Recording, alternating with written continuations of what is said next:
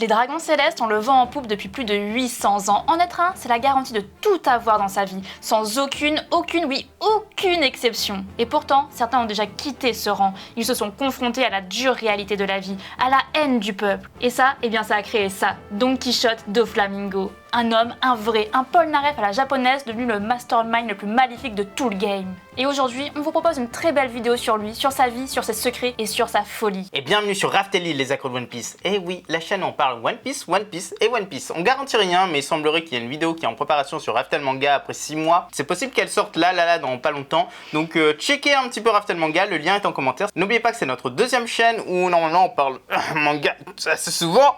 Tout va bien, tout va bien. Oui, tout va bien. Mais allez-y, normalement, il y a un petit truc qui va sortir dans pas très longtemps. Ah oui, petite information supplémentaire, les vidéos résumées, eh bien ce sera quasiment tous les mercredis. N'oubliez pas que ça va être entrecoupé avec les what if. Vous allez voir, les deux formats sont extrêmement bien. Et pour le coup, il y aura un changement dès les prochaines vidéos résumées, vous allez voir. Un changement que vous allez apprécier largement. Et si c'est la première fois que vous voyez une vidéo résumée de notre part, n'oubliez pas que la vidéo Ace est déjà sortie, la vidéo Low est déjà sortie et la vidéo Kid également. Allez, c'est parti pour la vidéo.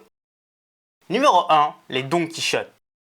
Cette vidéo ne commencera pas avec Don Quichotte Doflamingo. Non, pas du tout. Mais avec ses ancêtres, des personnages qui sont très importants pour l'histoire de One Piece, mais aussi pour le gouvernement mondial, et dont l'histoire commence bien avant le siècle oublié. Les Don Quichotte étaient la famille régnante de Dressrosa, un pays où il faisait bon vivre, mais surtout à cause de l'esclavage qui y avait lieu. Cette lignée à l'époque était déjà connue pour être de véritables monstres, et ils avaient appris l'existence des Tontata, ces nains légendaires habités Green Beat. Sachant qu'il est très difficile de les apercevoir encore actuellement, eh ben on peut se dire que les Don Quichotte de l'époque, ils étaient quand même assez forts, où ils avaient des soldats très forts sous leurs ordres. Ils ont réduit tous les Tontata en esclavage, les forçant à travailler pour eux et pour le pays entier. Mais heureusement pour cette espèce, la victoire sur les royaumes antiques ont poussé les Don Quichotte à quitter ce pays. Ils ont fait le choix d'abandonner leur titre de roi pour accéder à celui de Dieu vivant. Ils ont quitté les lieux pour vivre sur Marichoise. Tous leurs descendants sont venus avec eux, et ceux qui ont été laissés derrière, les Riku, ont repris le titre. Ils sont devenus les rois des lieux. Et eux, ils étaient forcément bien plus sympathiques. Ils ont libéré tous les Tontatas, mais ils ont fait sombrer tout le pays dans la pauvreté au fil des siècles. Mais l'essentiel, c'est que le peuple était vraiment heureux cette fois. Les Don Quichotte ont leur passé plus de 800 ans à garder leur lignée sur Marichois, créant de nombreuses lignées, dont celle de Miosgard, mais surtout celle de Doflamingo.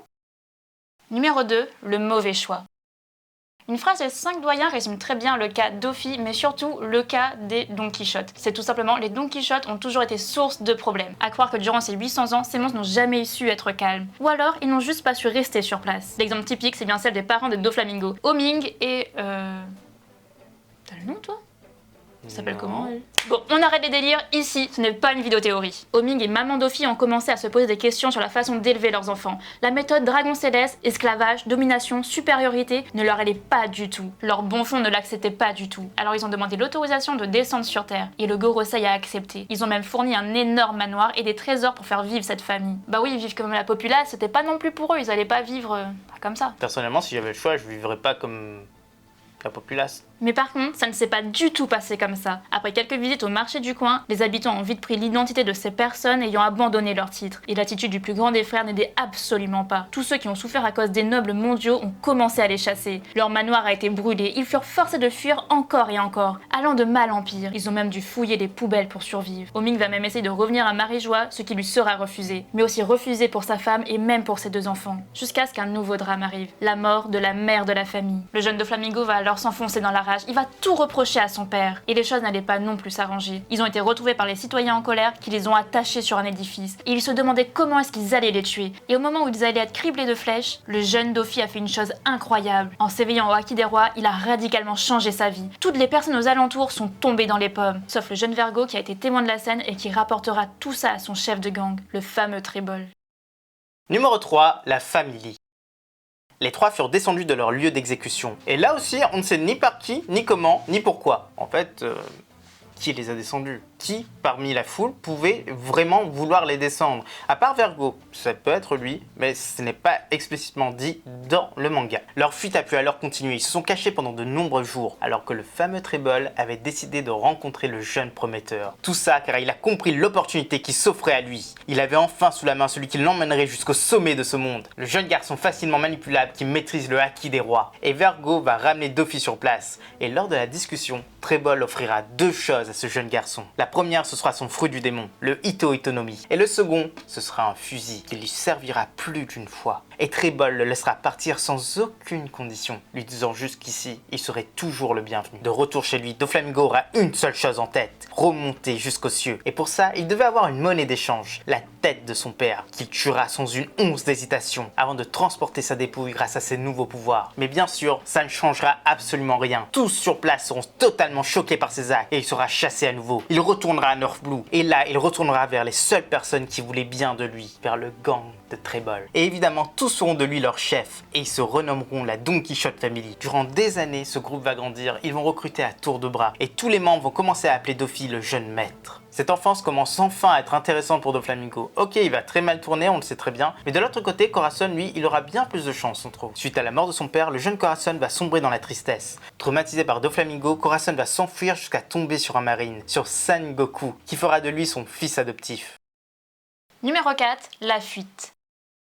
Avoir plus de pouvoir ne signifiait pas être hors de danger pour lui. Ses crimes, dont le meurtre d'Oming, son propre père, lui avaient valu d'être recherché par la marine. Même pire, il était maintenant à la tête de son propre équipage pirate qui pillait à tour de bras. Et très vite, un de leurs membres a été envoyé en infiltration dans la marine. Le jeune Vergo, le seul de son âge. Il pouvait envoyer des renseignements pour qu'il ne se fasse pas attraper. C'était l'idée de génie, car celle qui avait été choisie pour l'attraper, c'était la seule et unique Tsuru, la stratège de la marine. Mais il y a pire, car son frère était revenu après de longues années d'absence. Le fameux Corazon avait débarqué de nulle part, mais il n'avait plus l'usage de la parole.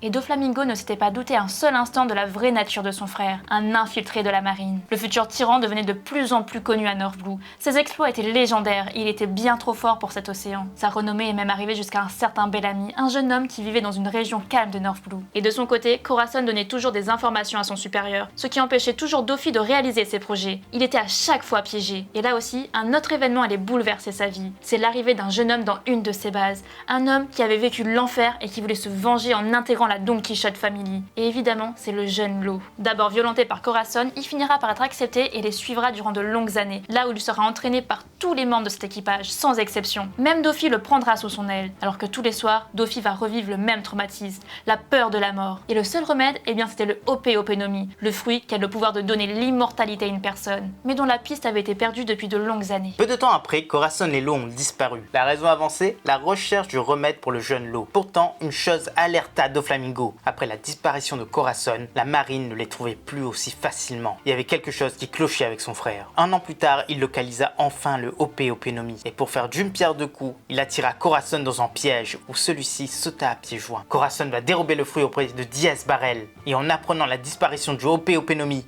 il est entré dans une rage folle. Il a enfermé tout le monde dans sa birdcage. Il a retrouvé Corazon, qui lui a fait croire que l'eau n'était plus sur cette île. Et il l'a assassiné de ses propres mains, avec le même pistolet qu'il avait utilisé pour tuer son père. Puis, il va fuir avec l'arrivée de Tsuru. Mais cette fois-ci, il avait un autre plan en tête.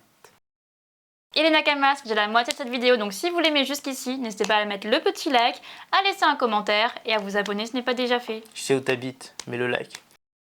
Numéro 5, l'inconnu. De nombreuses choses se sont ensuite passées, mais des choses cachées. Doflamingo a continué son plan, celui de devenir un roi et un Shichibukai. Et pour ça, il a réussi à trouver un des grands secrets du gouvernement. Un secret qui n'est pas encore divulgué. Est-ce que ça concerne Insama, les dragons célestes, le siècle oublié ? Et bien pour l'instant, on ne sait pas. Ou alors sa maman. Le vrai nom de sa maman, il l'a enfin découvert. Pourquoi elle s'appelait pas maman? Oh, c'est horrible. Arrête. N'importe quoi. Mais en tout cas, ce qui est sûr, c'est qu'il l'a appris à peu près lors de l'arrivée de deux personnages dans son équipage, Monet et Sugar. Cette info lui a littéralement donné des alliés, et pour bien faire savoir qu'il était invulnérable, il a attaqué l'inattaquable, le Tribut Céleste. L'ensemble des taxes qui étaient en cours d'acheminement vers Marie-Joie, un acte qui est passible de mort. Et pourtant, eh bien, il n'est pas mort, bien au contraire. Il s'est vu proposer le titre de Shichibukai. Il est devenu une des pièces les plus importantes du gouvernement. Et à partir de là, il pouvait tout se permettre, même un plan sans précédent. Il est parti jusqu'à Dressrosa, il est entré dans la chambre du roi Riku en pleine nuit, il lui a fait une proposition extrêmement démoniaque pour enfin le manipuler grâce à ses fils et se faire passer pour un des plus grands héros du gouvernement. Celui qui a sauvé Dressrosa, celui qui a repris le titre de son ancêtre, le fameux roi des lieux. Il a installé une nouvelle famille royale et il était idolâtré de partout. Il a même réussi à recréer la richesse perdue. Mais tout ça grâce à deux méthodes de tyran. Sa première innovation, c'est de faire le Staline. Alors, qu'est-ce que le Staline? Le Staline consiste à faire disparaître toutes les personnes qui vous entravent, qui empêchent d'arriver à vos buts, même si vos buts sont démoniaques. Merci le Staline, et ici, Sugar, c'est le goulag. La deuxième méthode, redresser l'économie à coups de vente d'armes, mais aussi en diversifiant la production avec des fake fruits du démon, les smiles, mais surtout en faisant descendre les coûts de production proches de zéro. Et ça, c'est grâce à quoi? À l'exploitation. Totalement inhumain, mais vraiment efficace. Dofi est très vite devenu le point essentiel de la vente d'armes, l'homme le plus important de la pègre. Et avec César à ses côtés, il a même pu atteindre Kaido et lui fournir ses smiles tant recherchés. Sans aucun doute, Dofi était devenu l'homme le plus central de Grand Line, celui par qui absolument tout transitait. De nombreux pirates se sont aussi joints à lui à cette époque, dont les fameux pirates du New Age qui le rencontreront sur Jaya. Mais par contre, ils le décevront très vite, et ça va pousser Dofi à sévir. Et étonnamment, personne ne va mourir ce jour-là, c'est même Oda qui l'a précisé. Numéro 6, la guerre. Le monde a commencé à bouger vers cette fameuse nouvelle ère grâce à l'apparition d'un certain équipage, l'équipage des chapeaux de paille. Ils ont quand même fait tomber Crocodile, et Dofi sera présent lors de la réunion qui décidera de son successeur potentiel. Plus tard, un autre de ses business sera mis en avant, c'est la vente d'esclaves sur Sabaody. Forcément, c'était à destination des nobles et des dragons célestes, et là aussi, tout sera détruit par les Mugiwara. Mais ça ne le touchera absolument pas pour le coup, il sera déjà à fond sur son business de Smile. Mais ce qui le forcera à bouger, ce sera la capture et l'annonce de l'exécution d'Ace. En tant que Shichibukai, il sera obligé de se rendre à Marijois. Et sur place, il va affronter Osh Junior. Il tentera de rallier Crocodile à sa cause, sans succès. Mais à part ça, il ne fera pas grand chose. Oda cache un peu ses pouvoirs sur place. Il attendra sagement la fin des événements, pour ensuite essayer de tuer Moria. Tout ça en précisant que Lord venait d'en haut. Et enfin, il retournera sur son île, Dressrosa. Numéro 7, son arc. Ce n'est qu'après l'ellipse qu'il prendra toute son importance. Punk Hazard, c'est son territoire, et l'ombre de son passé l'y rattrapera. Trafalgar Law, qui fera une alliance avec Luffy. Ils battront César et détruiront son usine sur place. Monet et Vergo seront même tués dans l'explosion des lieux. Il débarquera sur place, mais sans y trouver ses opposants. Juste Smoker qu'il détruira en charpie avant qu'Aokiji ne débarque. Il va ensuite retourner sur son île, mais il recevra un ultimatum de Law et de Luffy. Il doit renoncer à son titre de Shichibukai, et en échange, ils lui rendront César. Et ça, il va l'accepter. Mais en secret, il va négocier avec le gouvernement qui acceptera de faire publier cette fausse information pour attirer les supernovas. Et pour protéger Dofi, il va envoyer le CP0 mais aussi l'amiral Fujitora. Dofi essayera ensuite de piéger Luffy avec le Mera Meranomi, ce qui marchera mais à moitié. Et lorsque Usopp va libérer les jouets, Dofi pètera un câble. Et il va reproduire la tragédie du passé de l'eau. Il activera la Birdcage. Et d'ailleurs cette Birdcage, elle est très étonnante. Personne ne semble pouvoir trancher les fils même avec le Haki. Ces hommes tomberont les uns après les autres. Law et Luffy seront présents pour l'affronter. Et Trebol, son plus grand soutien, tombera. Et même s'il s'est bien battu, Luffy mettra fin à toutes ces années de tyrannie grâce à son gear fort. Dofi tombera et ce sera enfin la fin du cauchemar de Dressrosa. Numéro 8, séquelles.